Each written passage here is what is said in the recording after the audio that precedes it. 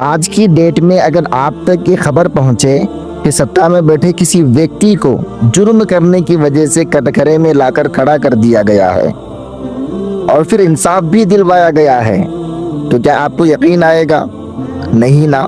جانتے ہو کیوں؟ کیونکہ ہم دن رات اتنے جرائم اور اتنے کرائم دیکھ رہے ہیں کہ یوں محسوس ہوتا ہے کہ آج کی ڈیٹ میں سچ کا گلا گھونٹ دیا گیا ہے۔ بڑے سے بڑے جرم کرنے والے کو بھی صحیح معنوں میں سزا نہیں مل رہی ہے۔ آج میں آپ کو ایک ایسا واقعہ بتلاؤں گا جس کو سننے کے بعد آپ حیران رہ جائیں گے۔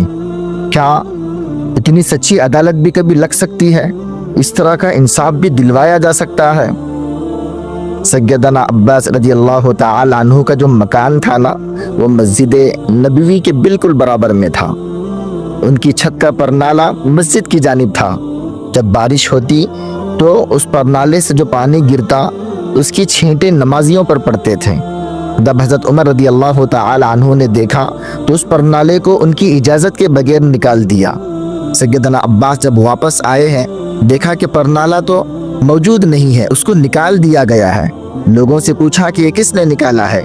لوگوں نے بتایا کہ امیر المؤمنین حضرت عمر رضی اللہ تعالی عنہ نے۔ سیدنا عباس مقدمہ لے کر قاضی کے پاس پہنچتے ہیں۔ اس وقت کے چیف جسٹس حضرت ابی ابن کعب رضی اللہ تعالی عنہ تھے۔ حضرت عمر کٹگھرے میں آ کر کھڑے ہیں۔ جانتے ہو حضرت عمر کون ہیں؟ جن کا نام سن کر کیسر و کسریٰ میں زلزلہ طاری ہو جایا کرتا تھا۔ شیطان بھی جب ان کو دیکھتا تھا نا، وہ بھی راستہ بدل لیا کرتا تھا۔ اتنے جلیل القدر خلیفہ، اتنے پاورفل حاکم، لیکن اس کے باوجود بھی صرف ایک پرنالہ نکالنے کی وجہ سے ان کو کٹگھرے میں لا کر کھڑا کر دیا گیا۔ اور آج کل کیا ہو رہا ہے؟ بستیاں اجاڑی جا رہی ہیں، دکانیں، کاروبار ختم کیے جا رہے ہیں، لوگوں کی مار مار کر جانیں لی جا رہی ہیں، لیکن انصاف دور دور تک دیکھنے کو نہیں مل رہا ہے۔